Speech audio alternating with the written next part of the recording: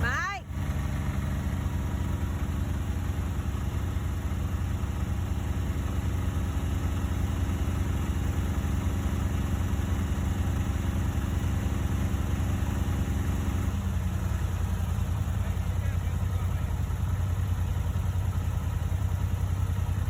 So we've got a very special project today. This truck, just too long, just simply too long.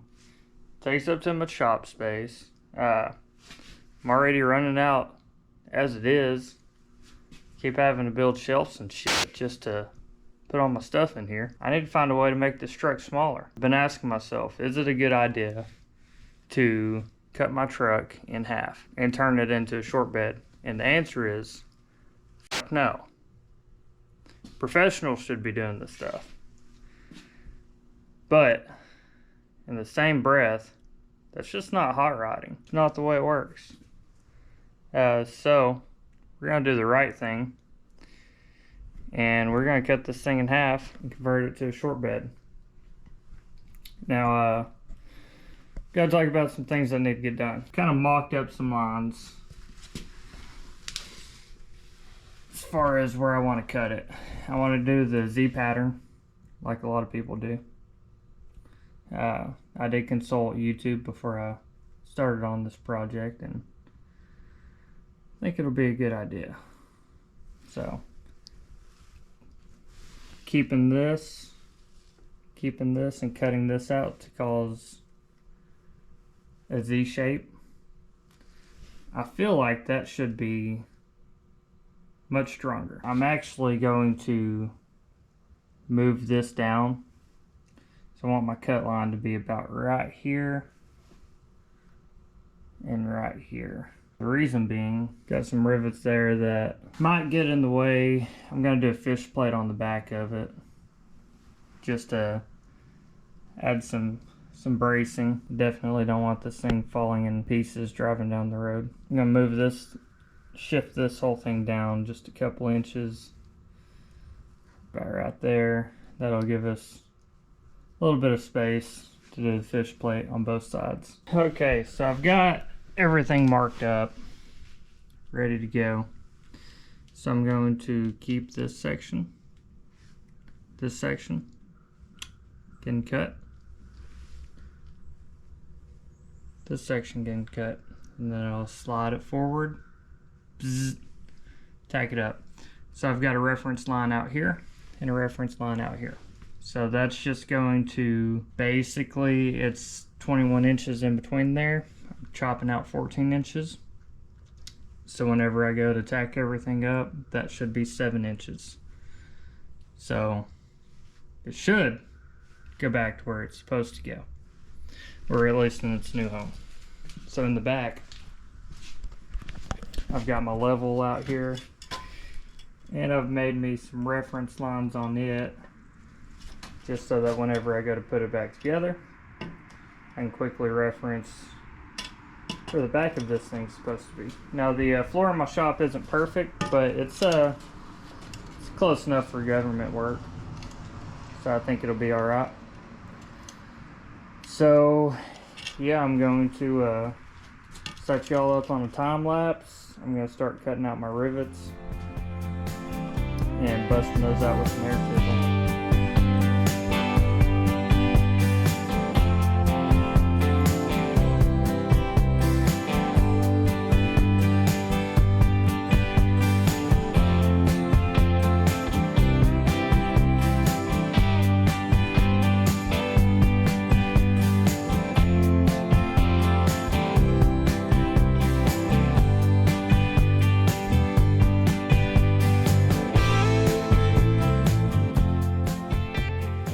So we're making some progress with the frame delete. First time I've ever done this, a little nervous, not gonna lie. But I mean, best way to learn it is to just dive in and have a short plan. But anyways, I've rounded out all my corners, cleaned up where I'm welding. So yeah, so I mean, now all I have to do is slide it forward, line everything up, get my measurements, and tack it in. Then I get to build a fish plate for each side, fix the brake lines, move that brace up the frame, and then yeah, finish weld it. I'm gonna weld the inside of it, and I'm gonna leave that. I'm not gonna grind that down. But this outside, I'll do another finish weld, then I'll grind that down smooth. Awesome thing is it's got a lot of holes in it. So I mean, I'll have plenty of, what are those called? Spot welds? Something. Anyways, weld up all those holes, grind it all flat. From the outside, we shouldn't even be able to notice that this happened. So that'll be cool. It's time for an update. Get to where you can see it.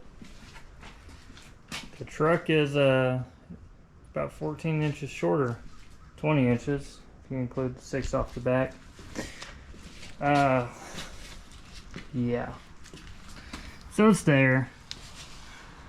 Wanted an 1/8 of an inch gap to where whenever I fish plate it, I can really dig that weld in through there and get on that fish plate in the back. So I'd say mission mostly accomplished. I was tied in some places, so I had to stick a cutting wheel in the gap once I got everything lined up. So it's ready to go. So successfully lost 14 inches back there. So that's all good to go. Got everything lined up how I want it. And I've made my fish plates. I'm using a 3/8 inch thick steel. I mean, it's big, it's thick, it's heavy.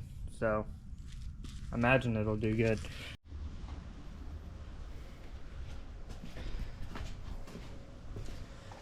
Alright, so I decided to get you out here so I could get a real good look at this. I put all the weight on the tires and it didn't break in half. So that's definitely awesome. So I have grinded all my welds, cleaned everything up. I mean, it's a little rough, but I don't have any my grinding wheel, I only go up to like a 120.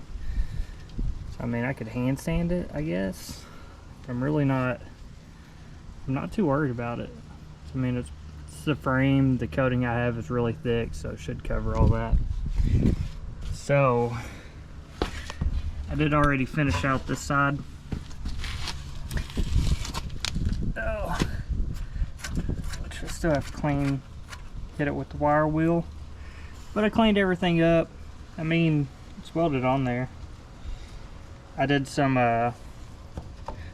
3/8 thick steel going to 1/4 inch. So I set my welder settings up for the 1/4 inch steel so I wouldn't blow through it. And talked to a guy that welds. That's what he told me to do. So it's probably the best weld as far as appearance goes. Welding uphill right here. That was ugly, so I had to grind the living daylights out of that sucker. That's a lot of blobs come out of that. Still need to clean up this bottom side some. And that side. But it's all good to go. Now this side I haven't done any cleaning up. So I mean, judging by the heat through there, looks like I'm decently consistent with my heat. So I mean, on my test panel I got really good penetration. I Welded 2 pieces of the 3/8 together and then cut it in half. Tried to beat it first. It actually bent the steel and didn't break the weld. So I'm extremely confident that I got plenty of penetration. So I'll clean up this side. I'm probably, yeah, I think I'm gonna grind that down some and then just do like a filler weld. I don't know, might just grind it smooth, call it a day. So I'm not too worried about it. I mean, it's on the inside of the frame. Someone crawls under this truck just to check out my welds. I mean, more power to you. But this side,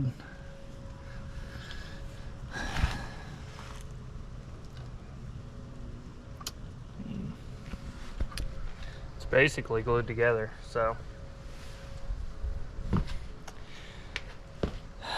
think that'll be all right. So yeah, truck is completely naked. So update. Oh, top end is redone on that.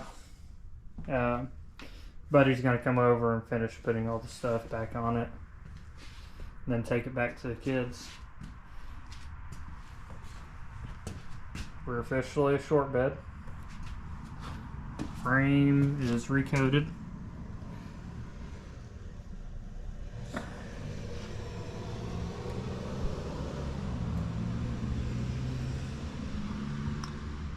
At least in these areas. So I wanted to go ahead and coat this with something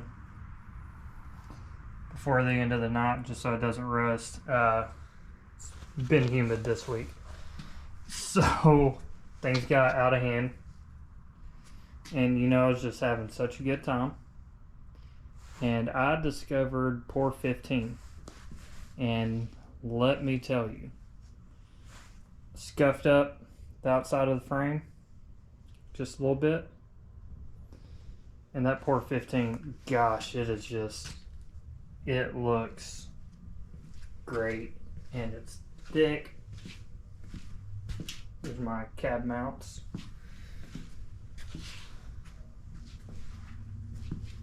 I mean, I just didn't expect it. No complaints. Man, just absolutely spectacular.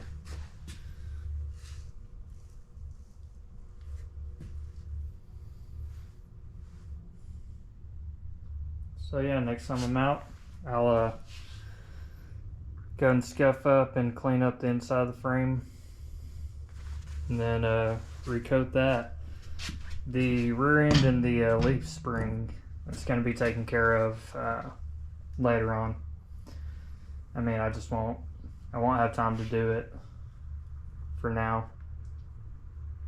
So it might have to wait till about springtime. So yeah, great progress. Got the exhaust just chilling in here. V-bands, man, I love them.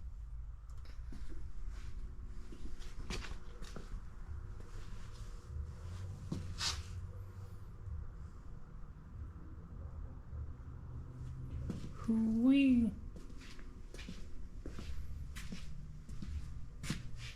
Oh gosh, that just looks like a disaster.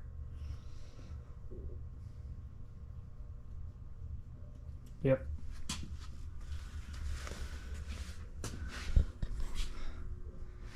Sure, I look like a piping hot mess. So yeah, I mean, that's pretty much gonna do it as far as this video goes. So I mean, we successfully turned a long bed into a short bed. Still have to do the brake lines, and then the e-brake I'll figure out later on, and then the drive shaft. So I've got something for that drive shaft. It's not going to be super professional thing, but it'll work for the time being.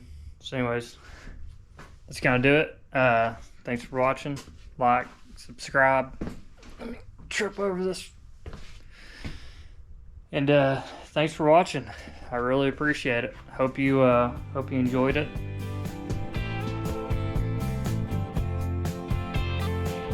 Man, it's just, it used to be a whole truck. Now it's just this. It's awesome. Love it. Glad I'm doing this.